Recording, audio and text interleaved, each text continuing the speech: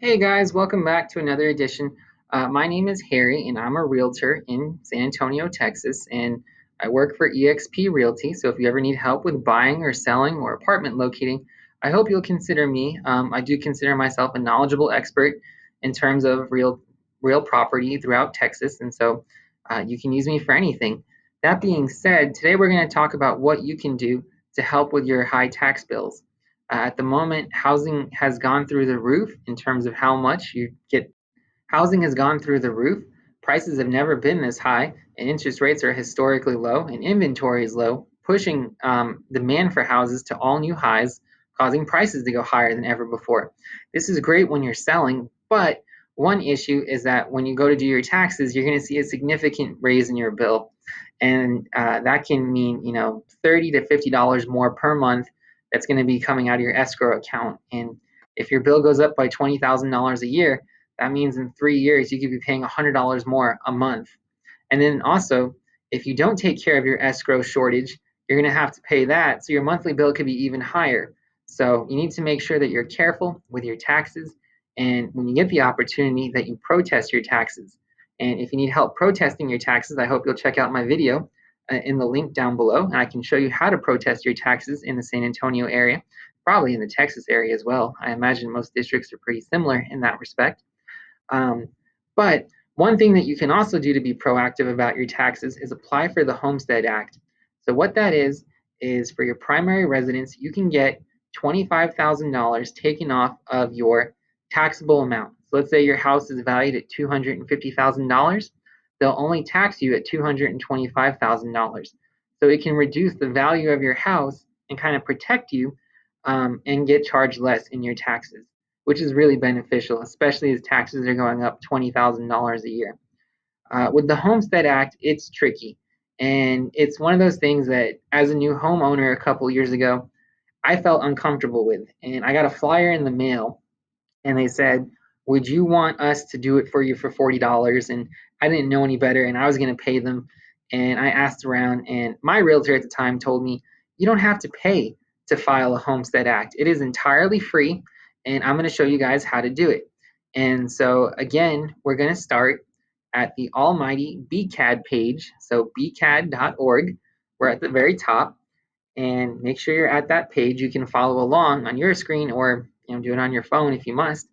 But on the BCAD page, you're going to go and you're going to click Forms. So you're going to click Forms, and then you're going to scroll down, and you're going to see exemptions, right? You click Exemptions. So everyone's with me. You click Exemptions, and then you're going to click the very first one, the Homestead Exemption. Now it says disabled, over 65, 100% disabled vet. There are different types of the Homestead Exemption, and depending on your criteria, you might get even more money. But in my case, for example, I'm just a generic guy, a librarian of all things in my day job, and so I'm not going to qualify for any of those things. So what you would do is you pull up the actual application. This is the application right here, and we're going to go through the instructions together. So this has to be your primary residence. That is key. This can't be investment property. This can't be a secondary house. This is only for your primary residence. So you're going to get $25,000 knocked off of your primary residence because you need a place to live, not to help with your real estate, right, or your investments and stuff like that. So section 1 says, what kind of homestead exemption are you requesting? In this case, we're requesting a general residence homestead exemption. That's the one for the $25,000. If you were to fall into any of the other categories, like disabled person, person 65 or older, I believe with 65 or older, you don't pay the school tax. I want to say 100% because you're over 65, so you probably don't have children in school. 100% disabled veteran, surviving spouse of an armed services member killed in action. There are different ones you can pick. And then you'll have to fill out some other things as well. So were you receiving a homestead exemption on your previous residence? They need to know because they're going to transfer it. Let's say like you had a home originally that had the Homestead Act. That home can keep the Homestead Act in Texas, but then your new home can't get it if you're renting out the old one. Only one home can have the Homestead Act. Are you transferring an exemption on your previous residence? So again, are you changing it? Um, And then, are you transferring a tax limitation? You're probably not doing that. If you're just a general house owner, this is your first home. Section 2, property owner, that's where you'll fill out like who's involved. Did you buy the house, by yourself? Are you married? In Texas, right? It's common law. So pretty much if you're married and you bought it at the same time while you were married, you probably own it together, even if you didn't know that. Or you both own a 50% interest in the house for sure. Check into that. But you're going to put the name of the property owners and then your address, right? All that good stuff. And then you have to put the date you acquired it.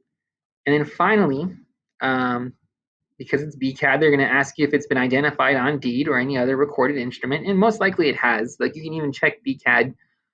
There's a way to search on BCAD. You can search for your property. So I'll show you that really quickly. So we go back to the BCAD page and you're going to online services and property search.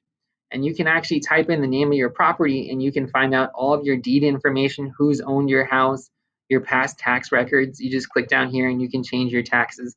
So very cool stuff.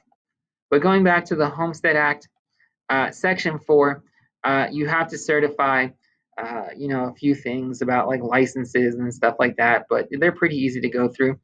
And then 6, you may sign an affidavit. You have to print it out and sign it saying that you do live there. That is your primary residence. If not, you can be found guilty of a Class A misdemeanor, so don't do it. Don't lie on state documents. And then after that, you're going to print out the homestead exemption application. You're going to sign it. You're going to hand sign it, not computer sign it. They don't like that as much. And then what you're going to do is I'll show you.